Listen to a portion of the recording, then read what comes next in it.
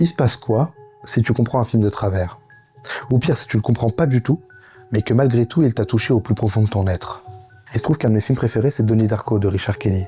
Et dans ce film, pour moi, il y a une scène qui pourrait répondre à cette question.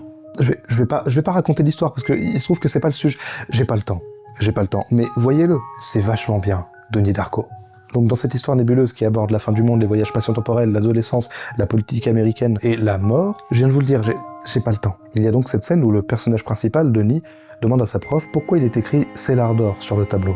Ce à quoi elle répond: selon certaines personnes, de toutes les associations de mots qui existent dans la langue anglaise, celle-ci est sans doute la plus belle. Et c'est vrai, c'est une idée assez répandue mais en l'état incomplète. Mais je crois que c'est une piste. Une suggestion pour apprécier le film peut-être autrement. Pour résumer, le linguiste H.L. Mencken a écrit que la poésie pouvait être constituée de deux éléments distincts, parfois associés, parfois non. D'un côté, ça peut être une succession de mots, intrinsèquement musicaux dans leur manière de sonner et dans leur rythme, à l'instar de Cellar d'or et la musicalité qui s'en dégage. D'un autre côté, la poésie peut être constituée d'une succession d'idées, qui te permettent alors une échappatoire émotionnelle et imaginative. En gros, t'as des images en tête et tu t'évades. Et c'est là où j'y vois un propos qui dépasse le cadre de la pure fiction. Comme si le film nous suggérait, à défaut de s'investir dans les rouages de l'intrigue, d'apprécier le spectacle, de profiter de la beauté du film. Un peu comme tu apprécierais la musicalité des mots qui composent un poème. Laisse-toi porter. Autrement dit, tu comprends pas Donnie Darko? C'est pas grave.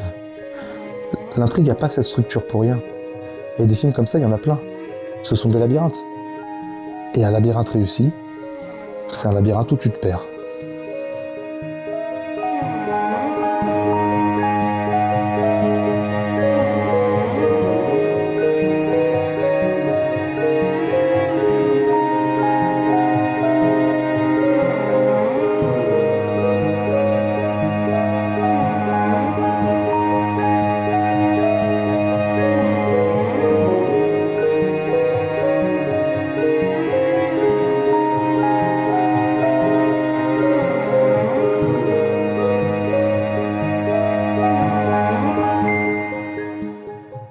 Après, je dis ça, si ça se trouve, j'ai rien compris.